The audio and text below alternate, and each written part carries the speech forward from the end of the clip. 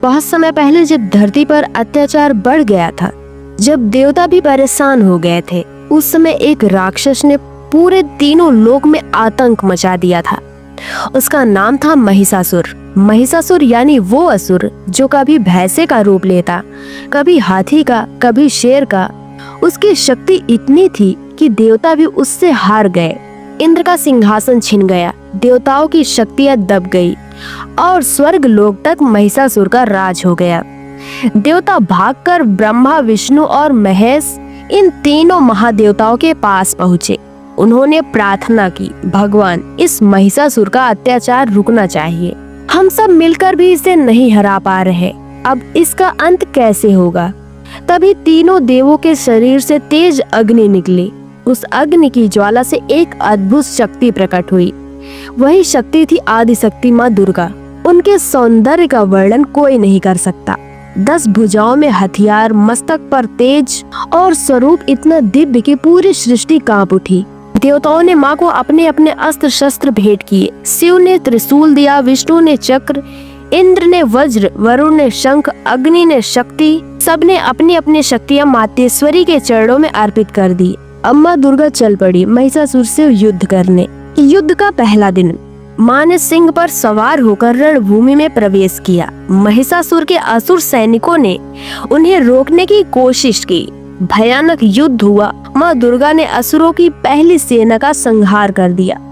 युद्ध भूमि में माँ की गर्जन गूंज उठी। दूसरा दिन महिषासुर ने अपने सेनापति चिखुर को भेजा। वह असुर लाखों सैनिकों के साथ आया, लेकिन माँ दुर्गा के सामने सब तिनके जैसे गिरने लगे। माँ ने अपने धनुष से बाण चलाए, त्रिशूल से प्रहार किए। पूरा आकाश जय माँ दुर्गा की गूंज से भर गया। तीसरा दिन अब महिषासुर ने और शक्तिशाली राक्षस भेजे। वे मायावी रूप बदल बदल कर युद्ध करने लगे, लेकिन माँ भी तो माया की जननी है। उन्होंने हंसते हुए कहा, असुरों, आज तुम्हारे अत्याचार का अंत निश्चित है। और फिर माँ के एक ही प्रहार से पूरी सेना ध्वस्त हो गई। युद्ध का चौथा दिन महिषासुर अब क्रोधित हो उठा। उसने अपने हाथों से ही युद्ध भूमि संभाली। वह कभी भैंसे का रूप लेता, कभी सिंह का, कभी हाथी का। उसकी गर्जन से धरती हिल उठती, लेकिन माँ दुर्गा ने उसे रोक लिया। त्रिशूल और तलवार की टकराहट से अग्नि की चिंगारियां निकल रही थी। चारों ओर सिर्फ युद्ध का शोर था। अब आते हैं 5वें दिन पे। युद्ध और भी भयंकर हो गया। महिषासुर की सेना दिन रात माँ पर आक्रमण करती रही, पर हर बार माँ का तेज और भी प्रचंड हो जाता। माँ ने अपने कई रूप दिखाए। कहीं वह चामुंडा के रूप में असुरों का नाश कर रही थी, कहीं कौमारी के रूप में अपनी दिव्यता बिखेर रही थी। 6वां दिन अब महिषासुर ने मायावी रूप धारण करके माँ को छलने की कोशिश की। कभी वह बादल बनकर बरसता, कभी पहाड़ बनकर माँ पर गिरता, लेकिन माँ ने अपनी दिव्य शक्ति से हर मायाजाल को काट डाला। देवता आकाश से देख रहे थे। माँ दुर्गा की जय की आवाजें स्वर्ग तक गूंज उठी। 7वां दिन युद्ध और भी रक्त रंजित हो गया, लेकिन धरती पर खून की नदियां बहने लगी। माँ के नेत्रों में अब क्रोध था। उनके रूप का वर्णन करना असंभव है। माँ ने कहा, महिषासुर, अब तेरे अंत का समय आ चुका है। देवताओं ने आकाश से फूल बरसाए। 8वां दिन महिषासुर ने पूरी ताकत झोंक दी। वह कभी हाथी बनकर माँ पर हमला करता, कभी भैंसे का रूप लेकर दौड़ता। माँ दुर्गा ने अपने सिंह को गर्जना करने का आदेश दिया। सिंह ने महिषासुर को जकड़ लिया और माँ ने अपने खड्ग से उस पर प्रहार किया।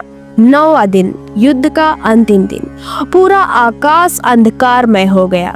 महिषासुर ने अपने विशाल भैंसे का रूप धारण किया और पूरी ताकत से माँ पर टूट पड़ा। माँ ने अपने त्रिशूल को आकाश में उठाया और गर्जना की, हे अधर्म के प्रतीक, तेरी मृत्यु निश्चित है। एक ही वार में माँ ने महिषासुर को भूमि पर गिरा दिया। महिषासुर अपने असली रूप में आ गया। उसने माँ से दया की भीख मांगी, पर माँ ने कहा, जो अत्याचार भोले प्राणियों पर करता है उसके लिए क्षमा नहीं। और फिर माँ ने अपने त्रिशूल से महिषासुर का वध कर दिया।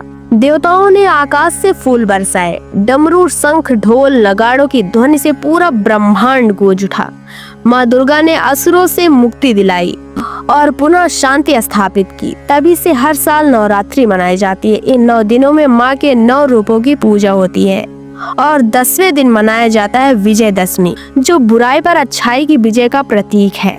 ये थी महिषासुर और माँ दुर्गा के युद्ध की अद्भुत गाथा। अगर आपको ये कहानी पसंद आई हो तो वीडियो को लाइक कीजिए, अपने दोस्तों के साथ शेयर कीजिए और हमारे चैनल को सब्सक्राइब करना बिल्कुल न भूलें। फिर मिलते हैं एक नए कहानी के साथ, तब तक के लिए धन्यवाद। जय माता दी।